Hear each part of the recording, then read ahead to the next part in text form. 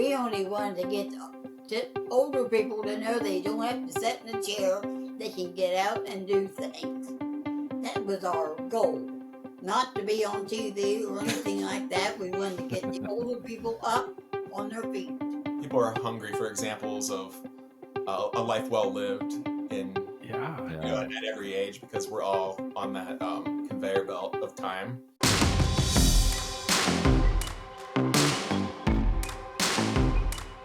What do you do when you come out as LGBTQ and love the outdoors?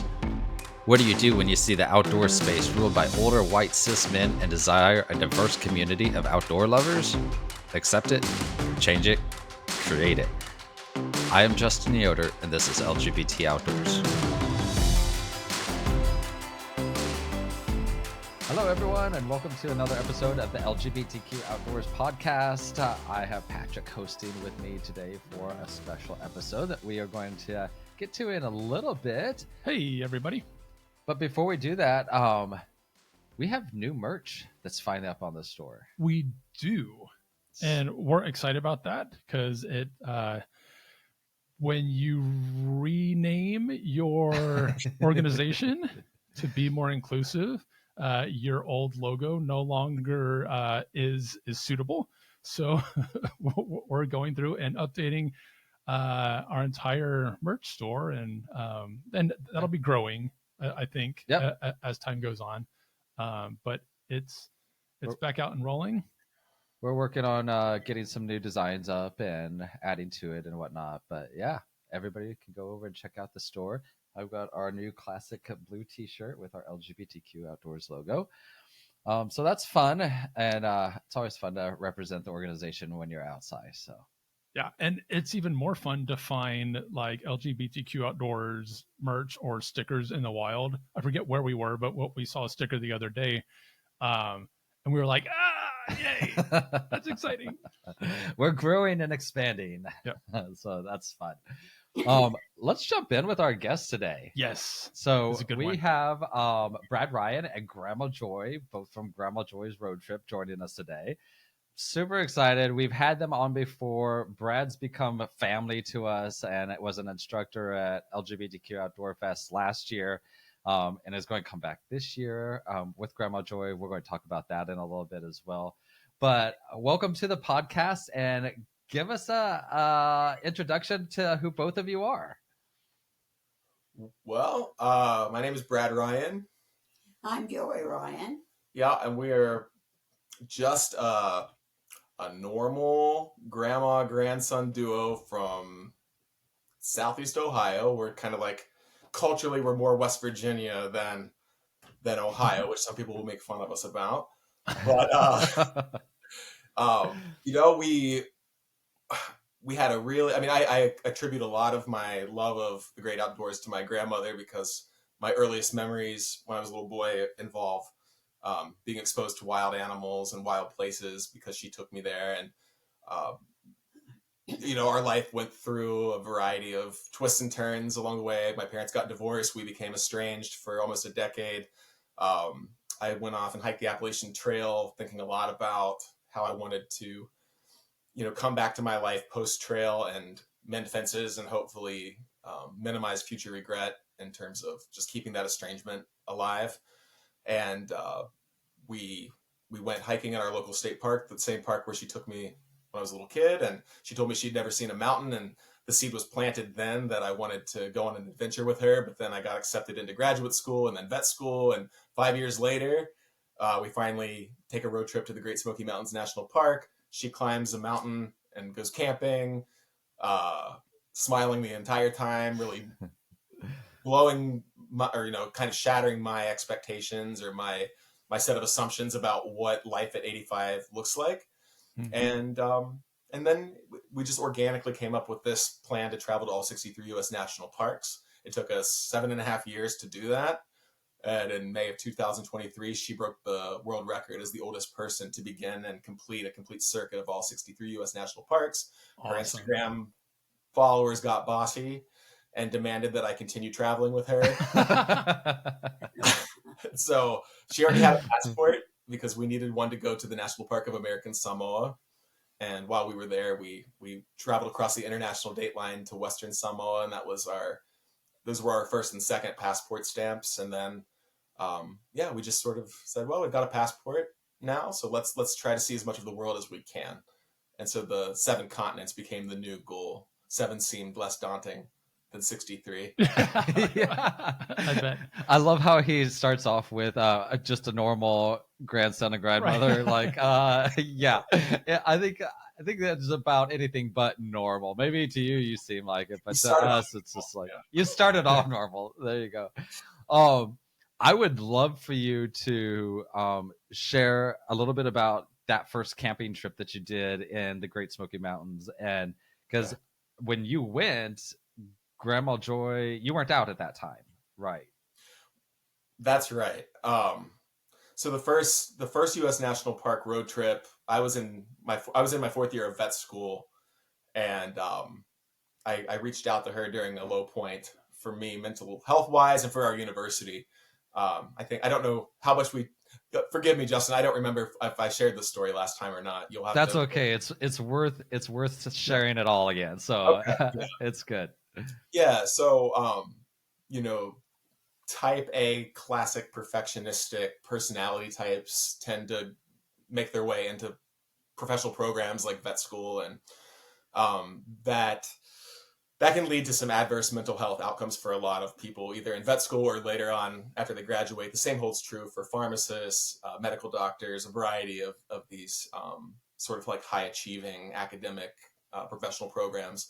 So a 2nd-year veterinary student committed suicide at the Ohio State University College of Veterinary Medicine the morning that I arrived that I arrived on campus for my radiology rotation, and that was sort of my I had to confront what had been going on inside my head at that point. It was a wake up call that thoughts can turn into action in a very abrupt way if you don't take it upon yourself to change course. So I remembered the joy that I experienced when I was on the Appalachian Trail, the version of myself that believed I could do anything when I was standing on the summit of Mount Katahdin at the end of that journey, and also coupled with that lingering anxiety that I felt about if I don't eventually make time and space to get her to some wild place to see a mountain. At 85, you never know, and I might be living with some serious regret for the rest of my life that I didn't pull it together and make that happen. So it just was this. I don't know. I felt helpless. I felt like I needed to do something to take control of my destiny. So I called her and asked her if she wanted to go on a road trip with me so that she could see her first mountain. And in classic Grandma Joy style, she was just absolutely game for anything. And she said, "What time are you picking me up?" And she came up to the teaching hospital parking lot, and we left in the evening and drove through the night to the Great Smoky Mountains National Park. And they want to know more about what that first camping trip was like. It was wild. 2:00 in the morning, he's trying to put the tent up, and I'm chasing him with the umbrella. We put the tent up and got the mattress blowed up, and then the plug came out, and I had to climb underneath the mattress and hold it up with my feet so he could blow it back up. And then I couldn't get out, and I got to laughing, and I said, "Well, this is like a Laurel and Hardy movie." Out from underneath of there, and I kept falling off of the daggone air mattress, so I said, "Forget that, I'm sleeping on the ground." So that's what I did. And believe it or not, the next morning the rain had stopped. Yep. Wow. Love it. Definitely sounds like plenty of laughing goes on these trips, and always, even though I know there's plenty of challenging times, there's a lot of joy that goes along into these the trips as well. But it was on that first trip that you learned that Brad was gay, and from right at the beginning, you accepted him and loved him and had no issue with it, and loved him like any family member should. Yeah, she just sort of randomly blurted it out while we were sitting around the campfire at 11 p.m. at the end of our first night after the rain stopped. And I guess I I guess my secret wasn't very well kept. Yeah. And I said, I didn't think you knew. It's just like, Brad, I'm old. I'm not senile. That was kind of the, oh yeah, okay, touche. So, yeah, but it was important because it was, like I said, because it was meant to be a one and done camping trip. It was just meant to be, let's go to the Smokies. Let's see how I thought it was going to be maybe not the most enjoyable experience for her, to be honest, sleeping in a tent and so forth. But because it was so magical, and because I learned that I did have this acceptance and this unconditional love within my paternal family line that I didn't think existed. I didn't think that we would have a relationship without me remaining selectively closeted from her. And she can speak to the rest, but I mean, my take on it is that she sensed that there were multiple things weighing me down at that point in life, and that was one thing that she could control, and one variable that she could remove, one stone that she could remove from my shoulder to ease the weight and help me, move forward with a lot more self-confidence and just a sense of belonging within the family.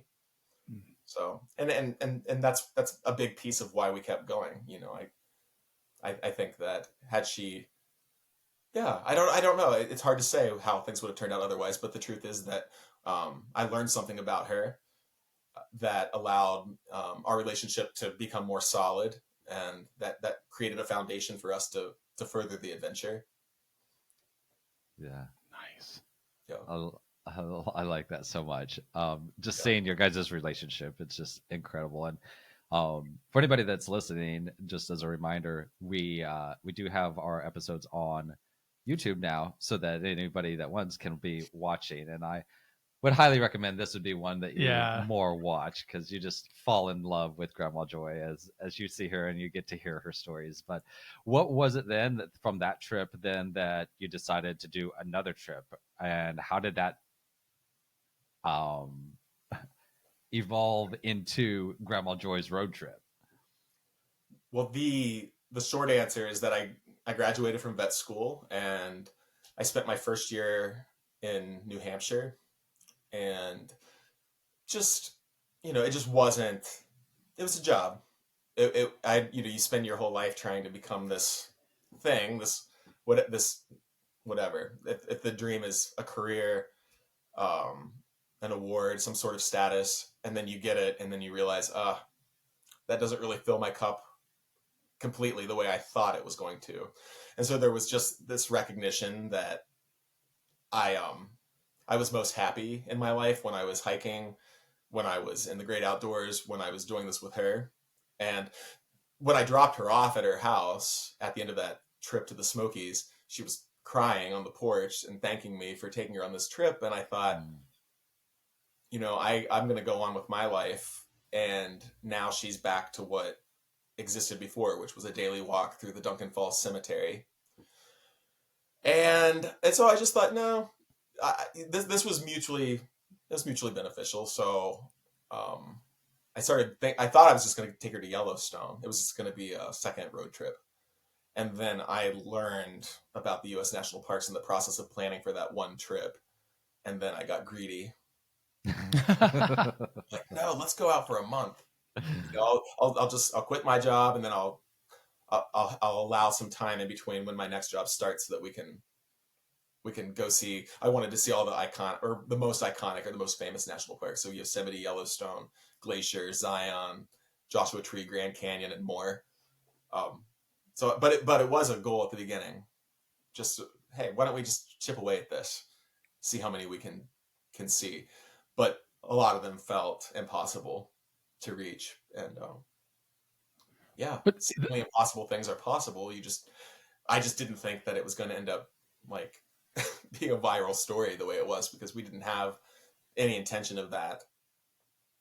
And this when is we started out, we only wanted to get older people to know they don't have to sit in a chair; they can get out and do things. That was our goal. Not to be on TV or anything like that. We wanted to get the older people up on their feet. Sorry about that, Grandma. Yeah, she's had a lot of we got a lot of attention for that reason, though. I think because people are hungry for examples of a life well lived in Yeah. you know, at every age, because we're all on that conveyor belt of time, and so we don't want to. Ideally, hopefully, we can all get to a place where we don't look at aging as a limiting factor. Yeah. And like, what a gift to be able to do that. This is probably the only time where I strongly encourage greediness. Yeah. Because like the aspirations that just sort of like sparked up from your first experience led to like not only your incredible series of road trips, but also like people getting to see and like proof positive that like age is simply a number, and intergenerational like familial relationships can still be a thing. And so you're busting stereotypes and busting expectations of what the norm is, whatever that is anyway, these days. I just want to keep listening to y'all talk. Well, it's like, this is incredible.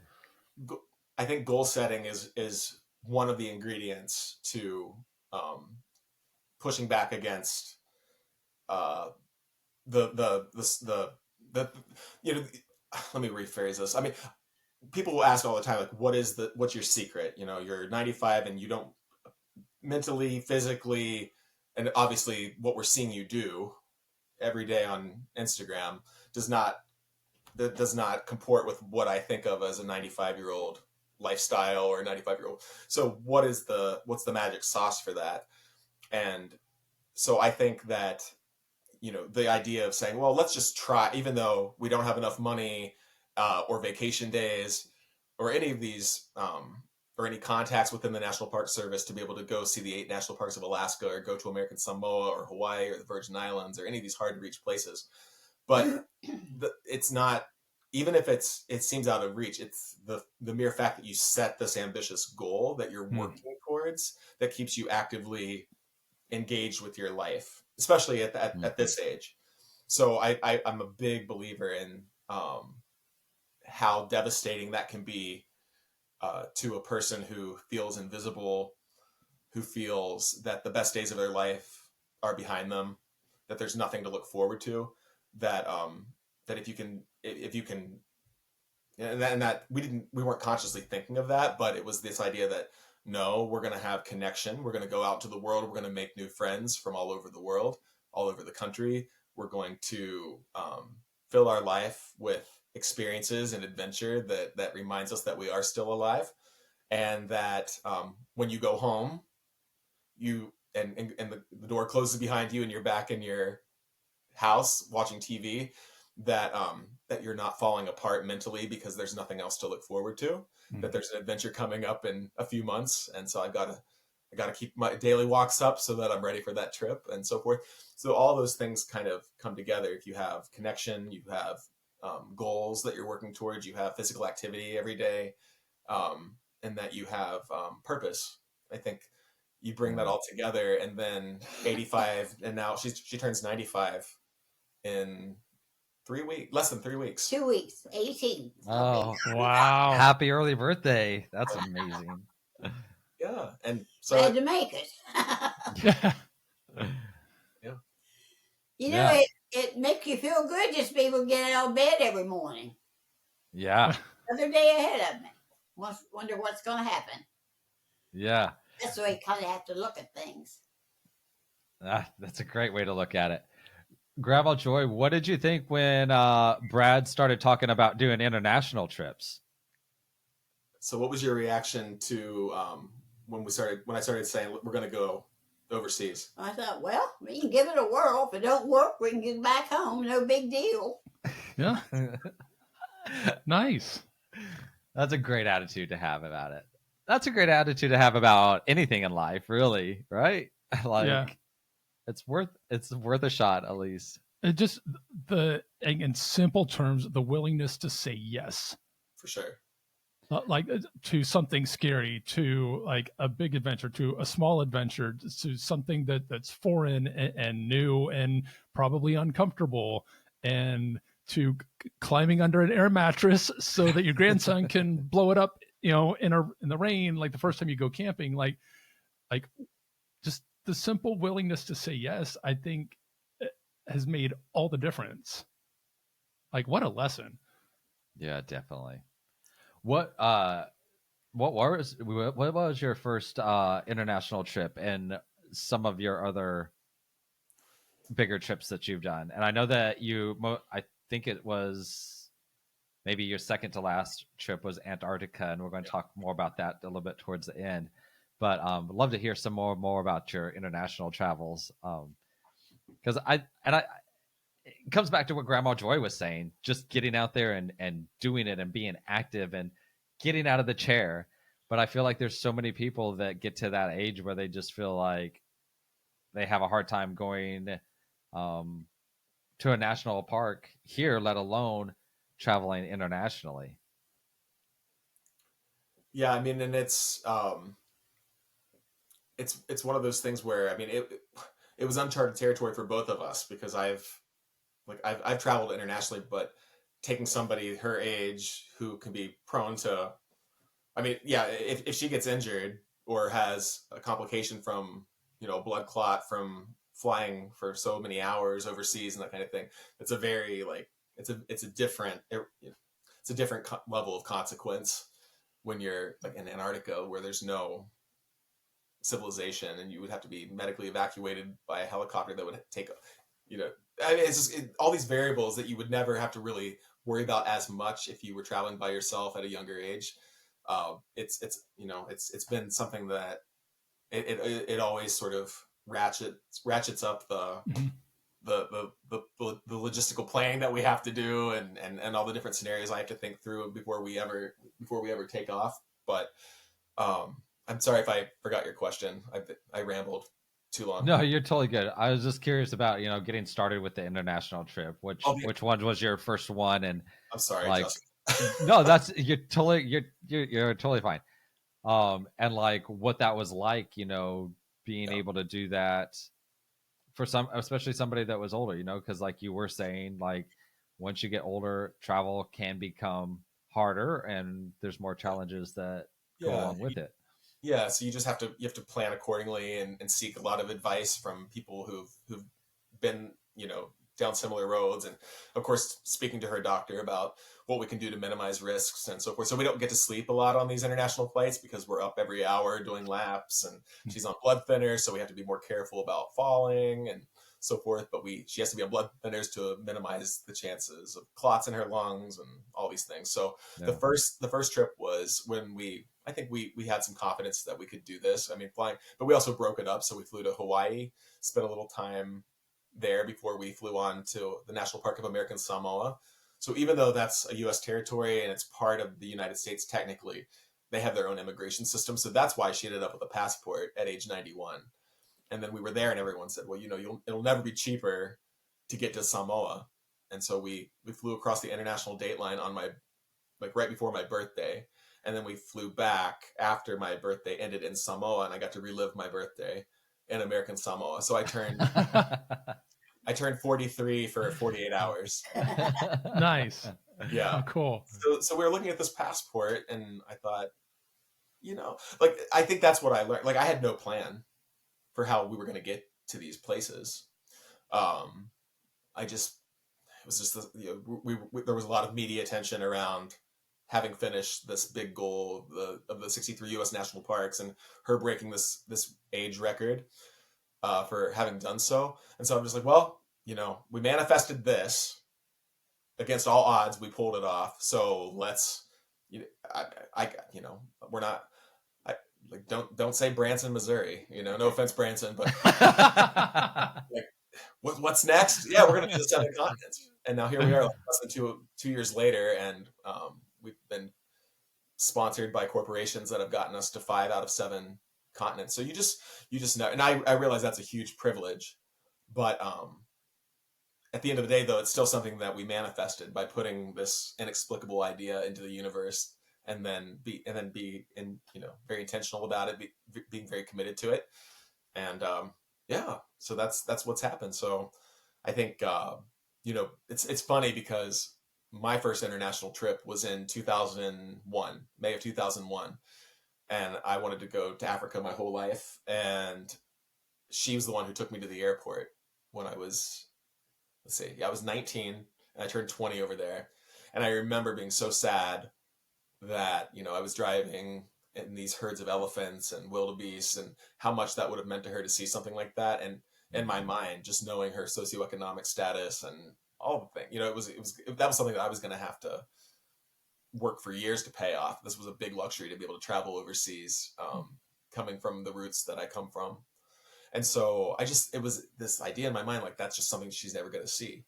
So when we were in Yellowstone and we were trapped in a bison herd for 4 hours, I was like, well, at least she's had, this is very similar. Yeah. We have the U.S. national parks do offer these really epic, we forget, because we're from here, so we don't think of it as exotic, but yeah, to be able to go to the Lamar Valley and be immersed in this massive herd of bison is a thrill for people that come from all over the world to see that. And so I was like, no, I've got that. I have that piece. Like, she got to see that, and she's never seen a cheetah hunting in Africa like I have, but she got to watch coyotes hunt for prairie dogs at Wind Cave National Park in South Dakota. So there's like there was some peace in that for me.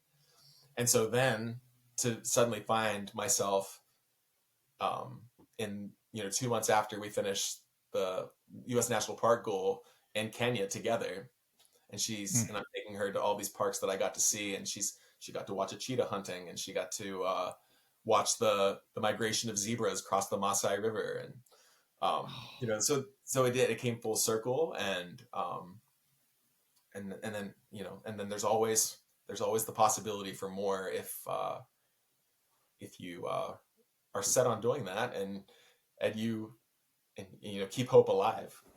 It's hard to imagine where you can go in life, but yeah, it's wild. I never thought in a million years that I would be in Africa with my grandmother at age 91, and that she would be dancing with the Maasai with me, and all these things that happened. So that was a really beautiful trip. Do you want to talk about Africa? Oh, it was great.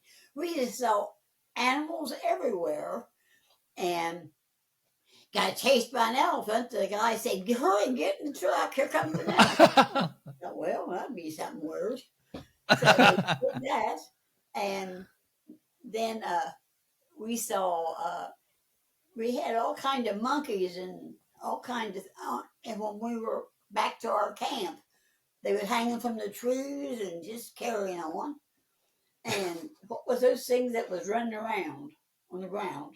Oh, those were mongoose. Yeah, mongoose. And then he decided to get in the bathwater in the swimming pool. That was really. Oh, that was a warthog. A warthog got in our pool. Oh, wow. They were like, "How do you feel like taking a swim now, Grandma?" He lay down like, "Oh, this is really great. I like it."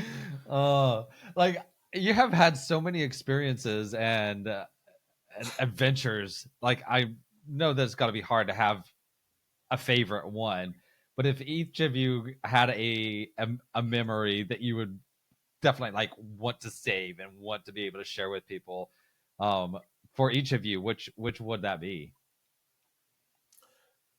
And you're talking about the whole, about the whole experience, all the trips. So U.S. national parks and international trips combined. What's been like the biggest cherry on top? Your favorite memory? She can't even answer. What her favorite park is? I think the biggest thrill we had is when we went to Africa, and I didn't know there were so many different kinds of animals, and it was amazing. It really was. I can't get over telling people about how great it was, and if I never get to do anything else, that was the trip I really enjoyed. Something that stands out for me about that trip was that when I went to Kenya as a 19 almost 20-year-old guy, I had legitimate culture shock seeing the poverty, seeing just everything was so, it was an entirely different world in every way. Mhm. And the more you travel, the more you understand that the world is a million things, and and you should always expect something new and different. And so your culture, at least for me, I don't experience culture shock anymore. But this was her first time seeing the same situation that I had.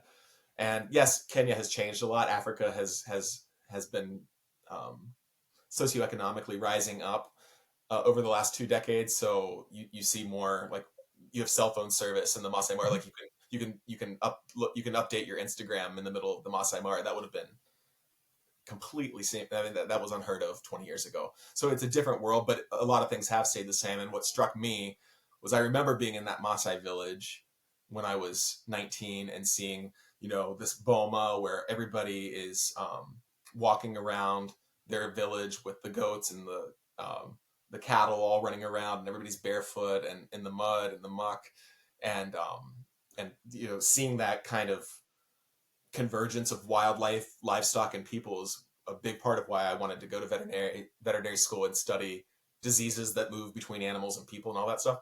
But anyway, long story short, we end up in a different Maasai village, but similar in many ways. And I remember I was watching to see what her reaction to all of that would be, and I'm glad I have video of it, because she just walked amongst the Maasai with such ease. And I asked her, how does this make you feel? And she said this, she grew up in a house that was a converted chicken coop, and Oh, wow. she had an outhouse and no electricity, and they had to boil water on a fire and pour it into the bathtub to wash up. And they had to.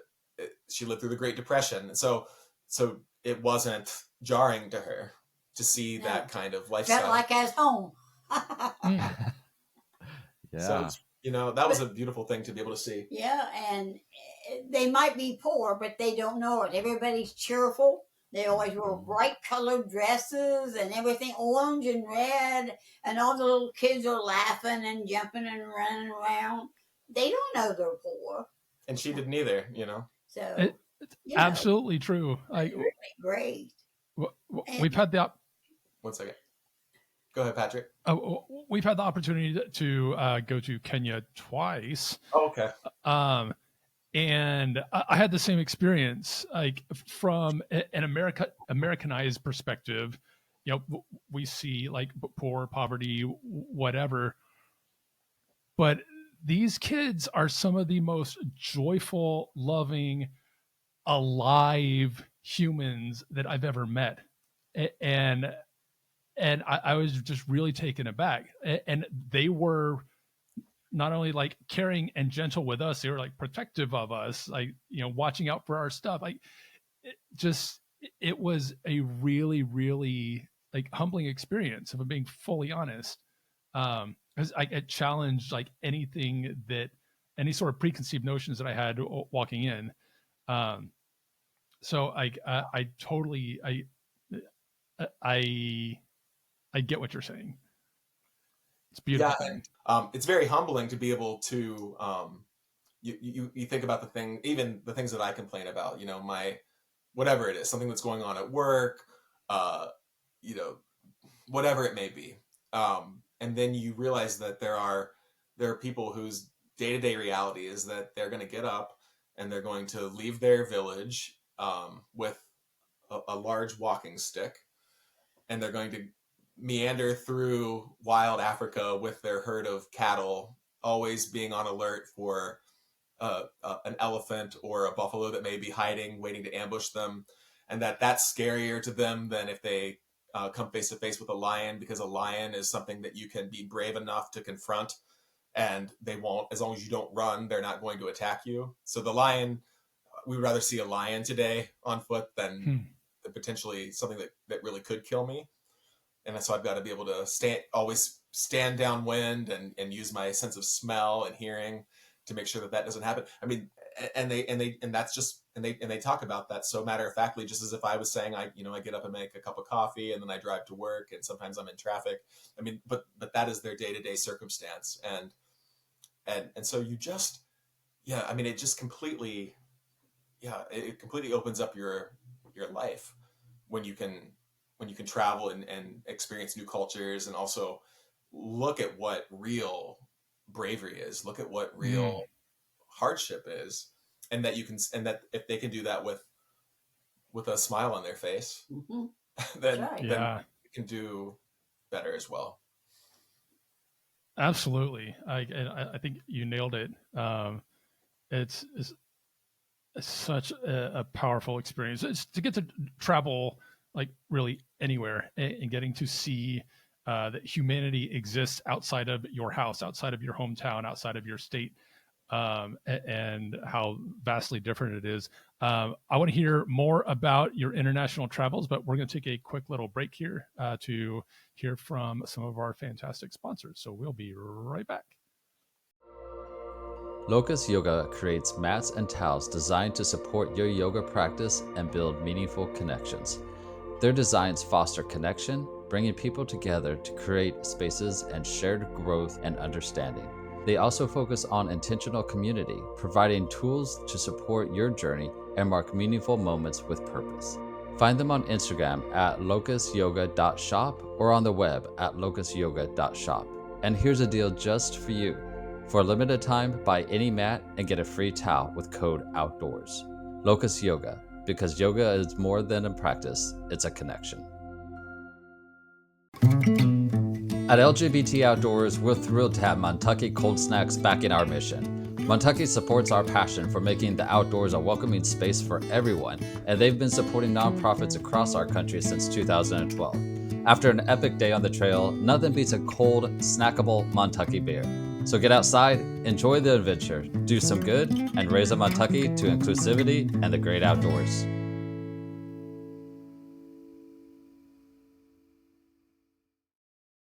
All right, welcome back to the LGBTQ Outdoors podcast. We're here getting to talk with Brad, Ryan, and Grandma Joy from Grandma Joy's Road Trip. So we were just talking about visiting Kenya, and now we're going to switch to one of their other international adventures, their trip to Antarctica. So a little bit different climate. Slightly. Slightly. So like, how did all that come about? It was, I think, when we got back from the Galapagos, every trip that we've done, it ends up getting publicity. So it's just, like I said, it's a very privileged kind of life we've been living the last few years. And so a representative from HX Expeditions reached out and said, we have two or three people that we invite to go to Antarctica every year, and we want to help you on your goal, because it's the hardest continent to reach, and you can get that checked off your list. And so it was an invitation that we were very happy to accept, and it's a very, very, very long journey to get down there, especially with someone who's 94. Yeah. Yeah. So we flew to Buenos Aires, and from Buenos Aires to Ushuaia, we got to do some hiking in Patagonia, which was, I mean, that's another, but I have to get back down there at some point. And then it's 2 days across the Drake Passage from Ushuaia, which is the southernmost city in the entire world. And that was the wild card, because I don't know if you've heard of it, but that 2 days across the ocean on the Drake Passage is what makes or breaks a trip for a lot of people, because it can be wild, I guess. Very, very turbulent waves. We had our Dramamine on board, but it turned out to be 5% of what it could be, and we got that good fortune there and back. Because nice, good luck charm, I guess. Yeah. But yeah, you travel for 2 days across the ocean, and then you wake up, and I opened the curtain. I stepped out onto the balcony of our cabin, and you were just in this. As well traveled as I am, there's still places that you visit that make you feel like you're not on planet Earth. Mm. And this is definitely one of them. When you see penguins swimming around in the water below you, and you're looking out at these icebergs and this just seemingly untouched landscape of glaciers and snow-covered mountains, and wherever you travel, that's what it is. There's no restaurant, there's no gas station, there's no civilization. It's just you and your traveling crew through this just this epic untouched land. It's a huge landscape. We got to see a fraction of it, but it was, I mean, everything that we saw was mind-blowingly beautiful. Icebergs that were bigger than our boat, than our ship. So, like, First time I've ever been on a big ship like that. And oh my gosh, seemed like all we did was eat. There's all right. time to eat again. Oh my word. But there was a lot of people on there.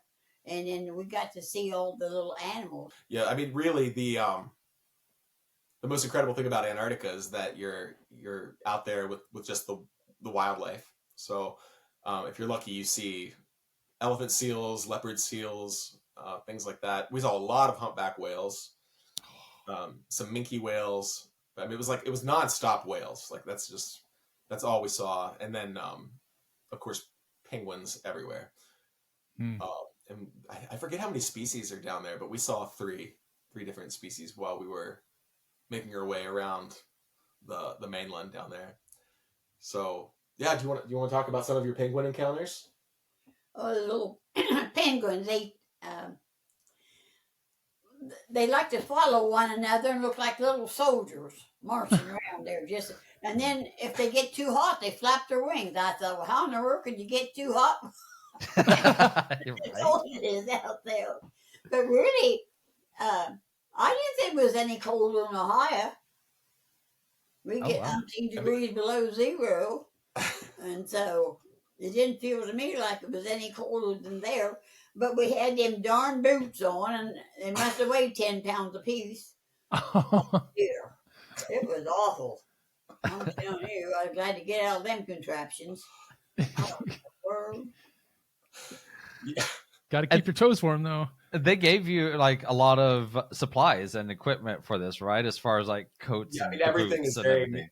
because they won't let anybody take their own boots or their own hiking poles or anything like that onto the mainland, because it's a very well protected ecosystem, and they want to make sure that no invasive species are being introduced. So we only use their equipment so that it's everything's thoroughly washed and protected, and so because they just don't want us to introduce. I mean, it could happen. There are a variety of pathogens that could be brought in from another part of the world, and they would be completely naive to it.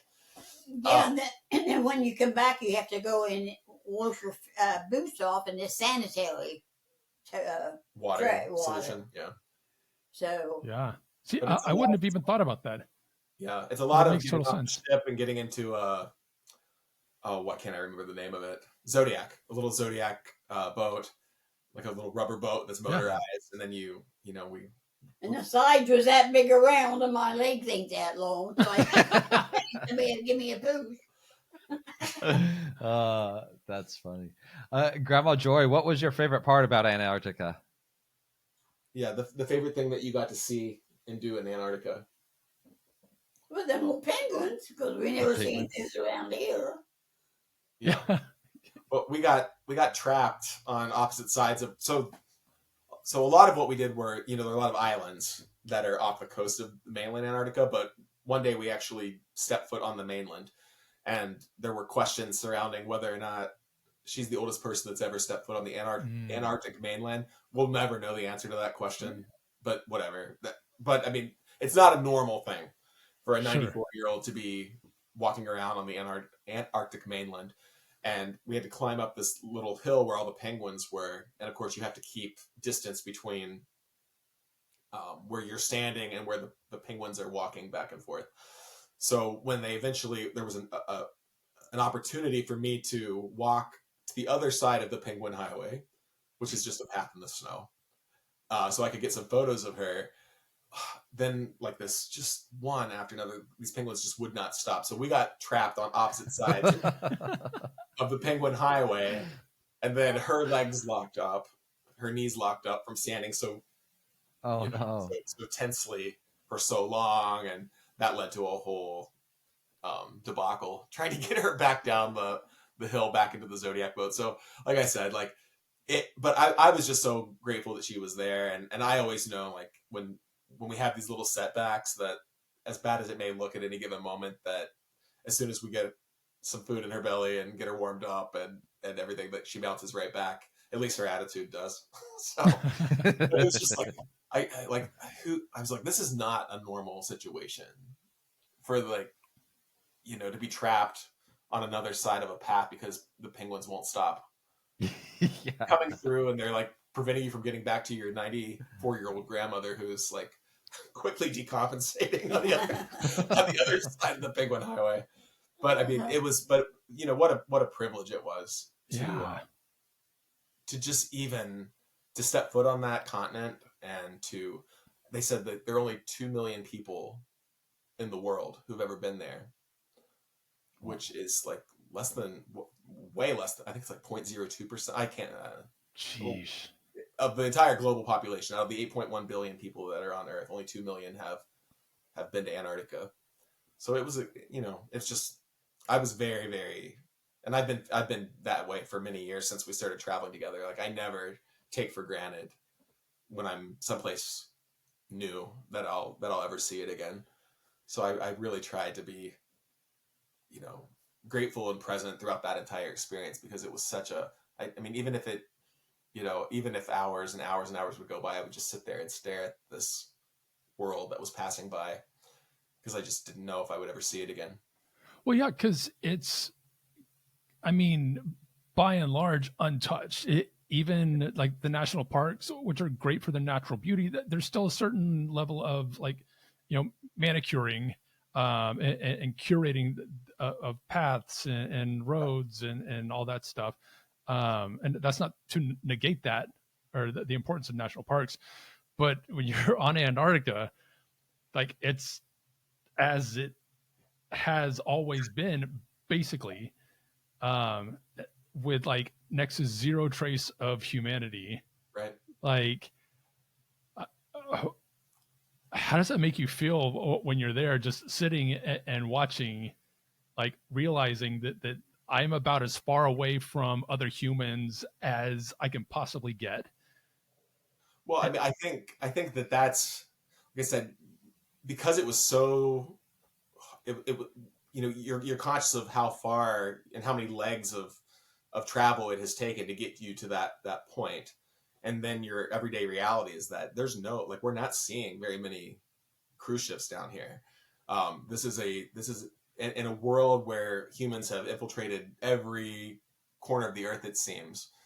There are a handful of places where the wildlife doesn't react with fear because they haven't been under threat by humanity, because there's so few of us that are down there, and the ones that are there are just pointing these funny contraptions at them, all day long. And so I don't know, for me, it was so remote, and it was so different than, I mean, even compared to Alaska. You see glaciers and everything in Alaska, but it is wild in a way that nothing else can compare.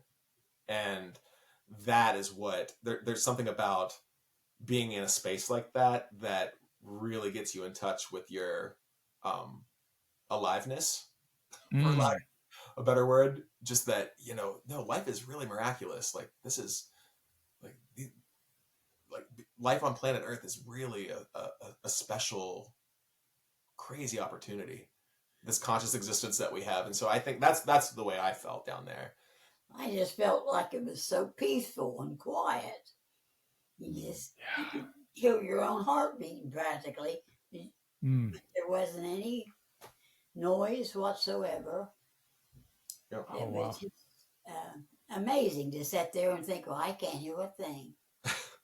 You know, because when you're in no matter where you are, there's always somebody banging, cracking, or something. Yeah. But when we were there, it was just so peaceful and quiet, and you can kind of talk to yourself and get your soul underneath the control, I guess. But it was really, really great. It really was. What a gift. I love You know, that. And that it's going to be there again. Yeah. that's something, the noise is something that we probably don't even think about. Like, I know, I've been out into the woods after it snowed and it's so quiet and peaceful. But like that's got to be a whole nother level since there's no highways and buildings and people. Like, Yeah, it's such a different world, and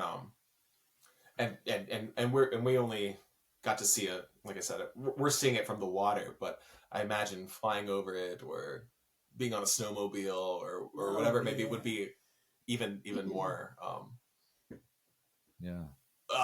even more grand. But it was fun. One of the people who we met on that trip, we became very good friends with her.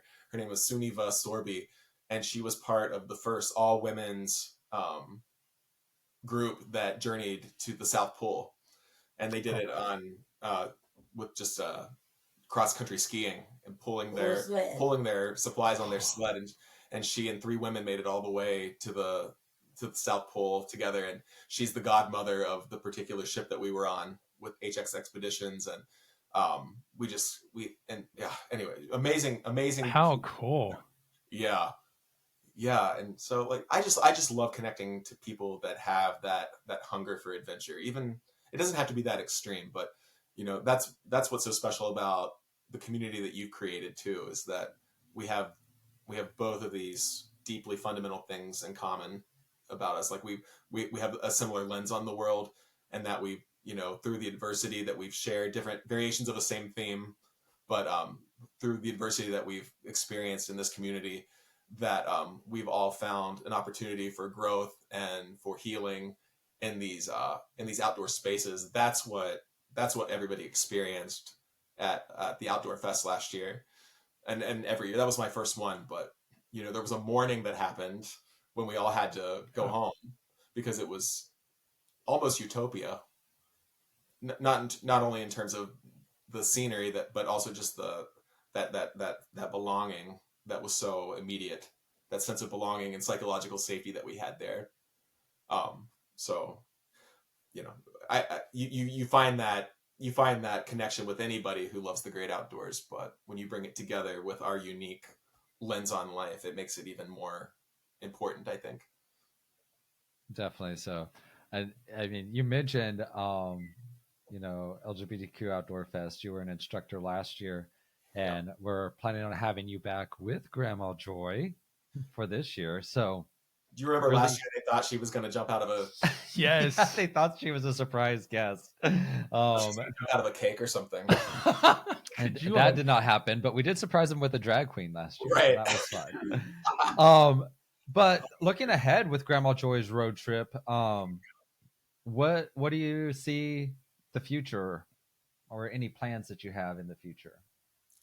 So the two plans that we have right now, one of them is that when I was so let me try to get to the point. I have trouble with this.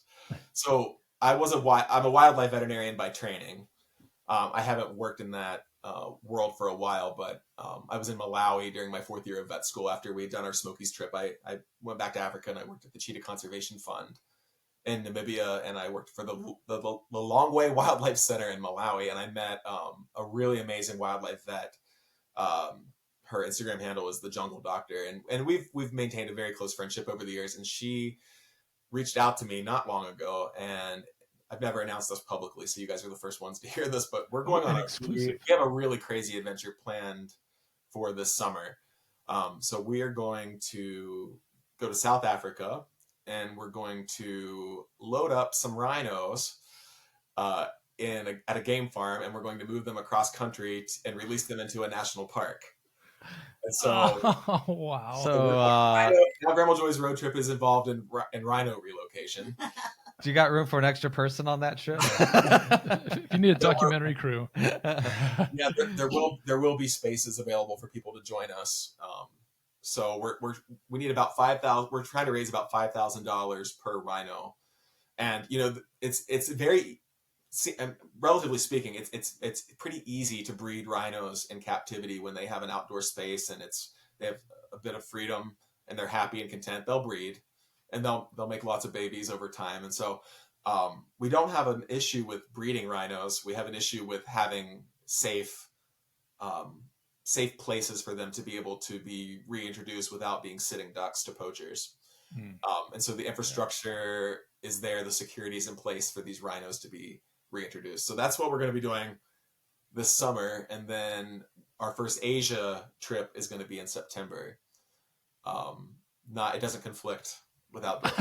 I was just like, wait a minute. We've had a few people ask, like, are you sure they're going to be able to make it to LGBTQ Outdoor Fest then if they're going to Asia? Like, we have a busy fall. Yeah. So we're heading to Borneo, the island of Borneo in Malaysia. Amazing. To see the pygmy elephants and the orangutans and all the spectacular endemic wildlife of that part of the world. So that leaves Australia and New Zealand. So we'll figure that out hopefully next year. There's too much going on.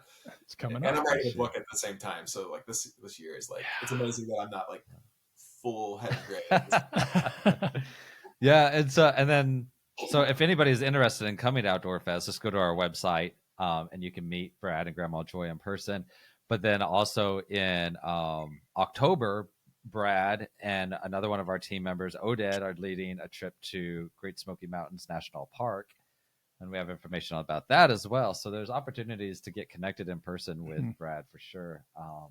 But I always love listening to you and connecting with you. We love you both very much. And wrapping up, I'd just kind of love to hear some final thoughts from you and Grandma Joy. Just anything that you would like to share that maybe you want people to take away from your experiences. I know, like, you mentioned that you went viral. I don't know if people really realize how much. I think that that's an understatement, because I don't know if there's a news source that you haven't been on around the world. The Today Show, Good Morning America, CNN, just like USA Today, Tamara Hall, you've been on 2 or 3 times. So like, you are living this life that a lot of people get to see. I'm just kind of wondering what message you would love people to take away from all of this. Well, I think I briefly hit upon this when I don't remember. I kind of went out of my body that night when you guys asked me to get up and speak at the end of or around the campfire that night. But I think a lot about, especially having met everybody at Outdoor Fest last year. It was an intergenerational community, which was beautiful to see. And one thing that I just encourage people, I mean, I'm kind of like, I'm in my mid 40s now, so I'm kind of in that like in between zone. But one thing that I've noticed through the years, whether it's at a gay bar or any type of LGBT space, is that that you do see people that as they age within this community, my perception is that as we get older in this community, sometimes we become more invisible. And it's we have that on the heterosexual side of things too. Like that, like we have an overall, in the United States, we have this overall cultural norm around, out of sight, out of mind. We don't want to look at the older generation, whether that's because it makes us feel like it's a visual reminder of where we're heading, and that creates some sort of discomfort or whatever it may be.